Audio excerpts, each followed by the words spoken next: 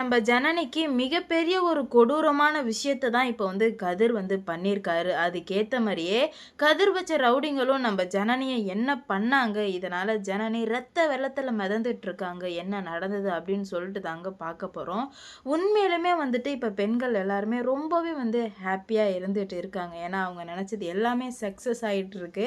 அவங்க எதிர்பாராத விதமா அவங்க வீட்லருந்து வந்தது எல்லாமே வந்து ரொம்பவே சூப்பரா இருந்துச்சுங்க. இன்னையோட எபிசோட்ல நம்ப ஜனனி அவங்க அம்மா வந்ததுமே ஓடி போய் புடிச்சதெல்லாம் உண்மையாலுமே வேற லெவல்ல இருந்ததுங்க. புடிச்சிருந்துச்சுன்னா மறக்காம லைக் பண்ணிட்டு சப்ஸ்கிரைப் பண்ணிக்கோங்க. சரி அது ஒரு பக்கம் இருக்க, இன்னொரு பக்கம் வந்துட்டு எல்லாமே ஸ்மூத்தா, ஹேப்பியா, செமையா போயிட்டு இருக்கும்போது, அங்க வந்து அவங்களுக்குள்ள பிரிவு ஏற்பட்டுருச்சு. ஞானத்த அதுக்கு ஒதுக்கிட்டானுங்க. ஞானமும் வந்து ரொம்பவே வந்து மங்கி போய் தான் இருக்காரு. அது ஒரு பக்கம் இருந்தாலும், கதிர் வந்து தன்னோட வேலையில ரொம்பவே வந்து மும்முரமா எல்லாத்தையுமே வந்து பண்ணிட்டு இருக்கான். எப்படி போட்டு தள்ளிடணும் அப்படின்ற மாரி இருக்கும்போது, கதிர் வந்து அந்த ஃபோட்டோல முக்கியமா, "இவள நீ எவ்ளோ வேணா, எப்படி வேணா கொல்லு. ஒரு பிரச்சனையுமே கிடையாது. நீ இவள எந்த அளவுக்கு நல்லா துடிதுடிச்சு கொல்றியோ, அந்த அளவுக்கு நான் உனக்கு காசு நெறைய தருவேன். பேசின காச விட அதிகமா தருவேன்." அப்படின்ற மாரி மனசாட்சியே இல்லாம, எப்படி உயிர கொல்ல சொல்றதெல்லாம் எந்த வகையில நியாயம்னு தெரியலங்க. ஆனா வந்து ஞானம் வந்து சொல்லவுமே, இந்த எல்லாருக்கும் என்ன பணம் தானே முக்கியம். பணத்துக்காக தானே இந்த உலகமே ஓடுது. அப்படி இருக்கும்போது, நம்ப பண்ற ஒரு செயல்னால நமக்கு காசு நெறைய கிடைக்குதுன்னா, அவனுங்க என்ன பண்ண செய்வானுங்க? ஆகா! நம்பளோட டார்கெட்டு இந்த பொண்ணு தான்டா. இந்த பொண்ண மட்டும் கொன்னுட்டா போதும்டா. அதுவும் அவர் சொன்னார்ல, எப்படி கொல்றோமோ அதுக்கேத்த மாரி தான் நம்ம காசு அப்படின்னு சொல்லிட்டு, இப்போ வந்து அந்த வீட்டுக்கு போய் வாசல்லயே பார்த்துட்டே இருக்காங்க.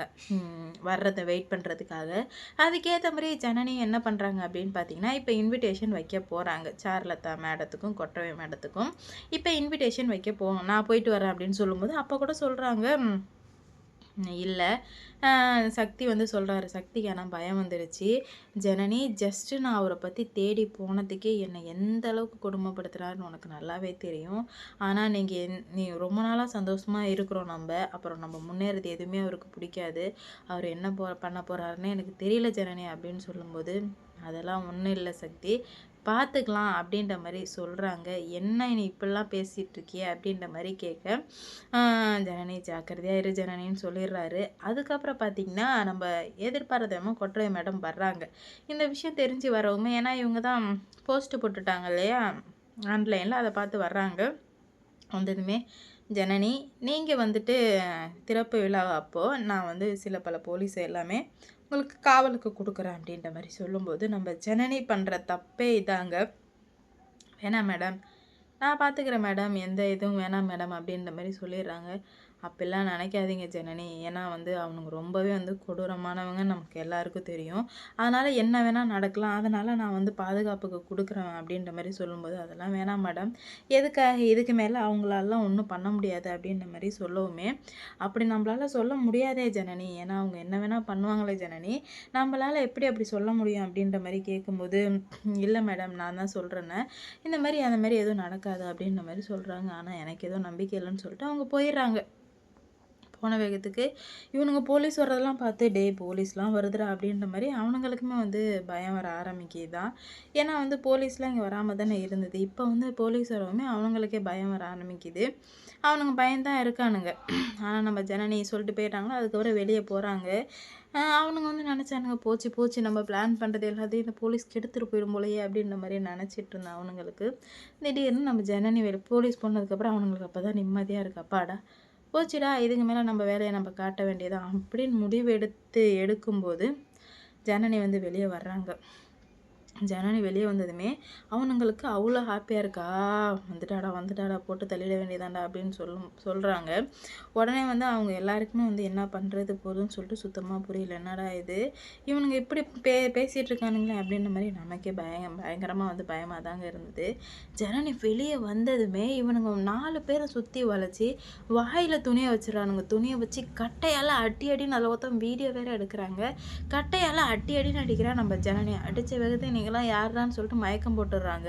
ஃபோன் வந்து கையில இருக்கும்போது கரெக்ட்டா வந்து நம்ம ஜனனி உஷாரா கால் பண்ணிட்டாங்க. சக்திக்கு வந்து கால் போகுது. அடி அடின்னு அடிச்சு வீடியோ எடுக்கும்போது ஃபுல்லா ரத்தம் ஓடுது. கீழ நம்ம ஜனனி வந்து படுத்துறாங்க. படுத்துட்டு கத்துறாங்க, "அடிக்காதீங்கடான்னு." சக்தி அட்டெண்ட் பண்ணதுமே அலோன்னு கேட்குறாங்க. நம்ம ஜனனி அழுறாங்க. அலர்ற சத்தம் கேட்குது. "ஜனனி என்னாச்சு ஜனனி? என்னாச்சு ஜனனி?" அப்படின்ற மாரி கேட்குறாங்க. ஆனா பார்த்தீங்கன்னா, ஜனனி எதுவுமே சொல்லாதனால சக்தி ரொம்பவே வந்து மனசுடைஞ்சு போயிடுறாரு. எங்கே இருக்க அப்படின்ற மாதிரி கேட்குறாங்க. அப்போ தான் பக்கத்தில் சத்தம்லாம் கேட்டு அங்கேயும் ஆம்புலன்ஸ் சத்தம் கேட்குது. வீட்டுக்குள்ளேயும் சத்தம் கேட்குது, இங்கேயும் சத்தம் கேட்குது. உடனே நம்ம சக்தி ஓடுறாரு. அதுக்குள்ளானே வந்து ஆளுங்க வரவுமே இவனுங்க வந்து விட்டுட்டு ஓடிடுறாங்க. ஆனால் வீடியோ எடுத்துக்கிட்டானுங்க, ஜனனி அடித்த வீடியோ. அவனுங்களுக்கு தேவை காசு. கதிர் என்ன சொன்னான், இவளை எந்த அளவுக்கு கொடுமைப்படுத்துறீங்களோ அந்த அளவுக்கு உங்களுக்கு காசு அப்படின்னா, அதனால இது கொடுத்தாலே நம்ம காசு வந்துடும், வாடா போகலாம் அப்படின்ற மாதிரி அவனுங்க எல்லாருமே போகுமே. இவங்க எல்லாருமே இவன் வந்து இதுக்கு மேலே இப்படியே விட்டு வைக்கக்கூடாது, ஏதாவது ஒன்று பண்ணியே தான் ஆகணும் அப்படின்ற ஒரு முடிவுக்கு வந்ததுமே போயிட்டு ஜனனி எங்கே இருக்குன்னே தெரியல. சக்தி அழுதுகிட்டே பார்த்தா ஜனனி ரத்த வெள்ளத்தில் மிதந்துட்டுருக்காங்க. வீட்டில் உள்ள எல்லாருமே வந்து பயந்தும் போயிடுறாங்க. என்னடா இது இப்படி வந்து நம்ம ஜனனி இருக்காளே அப்படின்னு சொல்லிட்டு ரொம்பவே வந்து அவங்க பயப்பட ஆரம்பிச்சிடுறாங்க. அவங்களுக்கு என்ன பண்ணுறது போகிறதுன்னு சொல்லிட்டு சுத்தமாக புரியல. ஆகா, ஏதோ தப்பு நடக்குதுன்னு மட்டும் அவங்களுக்கு நல்லாவே தெரிய வருது. போய் ஜனனி இருக்குன்னா ஃபுல்லாக ரத்தத்தில் மிதந்துட்டு மயக்கத்தில் இருக்காங்க. அவங்களுக்குமே என்ன பண்ணுறது போகிறதுன்னு சொல்லிட்டு தெரியாதனால இப்போ என்ன பண்ணுறது, நம்ம ஜனனியை எப்படியாச்சும் வந்து காப்பாற்றி ஆகணுமே அப்படின்ற மாதிரி முடிவுக்கு வர்றாங்க. ஆனால் என்ன பண்ணி காப்பாற்றுறதுன்னு அவங்களுக்கு சுத்தமாக புரியல. என்ன தான் பண்ணுறதுன்னு சொல்லிட்டு புரியாமல் வந்து தவிச்சிட்ருக்காங்க. அப்போ தான் நம்ம சக்தி கடகடன்னு தூக்கிட்டு ஹாஸ்பிட்டலுக்கு ஓடி போய் சேர்த்தா உடனே சேர்த்த வேகத்துக்கு ஐசியூவில் சேர்த்துறாங்க. அது இன்னுமே வந்து அவங்க எல்லாருமே வந்து ரொம்ப வந்து பயமுறுத்த ஆரம்பிக்கவுமே அவங்களுக்கு ஒன்றுமே புரியல. என்னடா இது இப்படி நடந்துட்டுருக்கே அப்படின்னு சொல்லிட்டு ரொம்ப வந்து பயமுறுத்த ஆரம்பிக்கிறாங்க. அதனால் எவ்வளோ பிரச்சனைகள் வந்தாலும் பார்த்துடலாம் அப்படின்னு சொல்லிட்டு தான் வந்து பண்ணிகிட்டு இருக்காங்க. ஆனால் வந்து ஹாஸ்பிட்டலில் நம்ம சக்தி அழுவுறதுக்கு முன்னாடி நம்ம ஜனனி துடித்தாங்க, இப்போ சக்தி துடிக்கிறாங்க. மாறி மாறி துடிக்கிறத பார்க்குறதுக்கு கஷ்டமாக தான் இருக்குது. இருந்தாலும் என்ன பண்ண முடியும், ஒன்றுமே பண்ண முடியாத கட்டத்தில் தான் இப்போது எல்லாமே வந்து நடந்துகிட்ருக்கு. அப்போ தான் ஜனனி பல விஷயத்த வந்து சொல்கிறாங்க. இந்த மாதிரி ஆகும்னு நான் கொஞ்சம் கூட வந்து எதிர்பார்க்கவே இல்லைன்னு சொல்கிறாங்க. ஆனால் வந்து என்ன பண்ண முடியும், எல்லாமே வந்து மாறிடுச்சு இல்லையா, அதனாலே வந்து ரொம்ப ஃபீல் பண்ண ஆரம்பிக்கிறாங்க.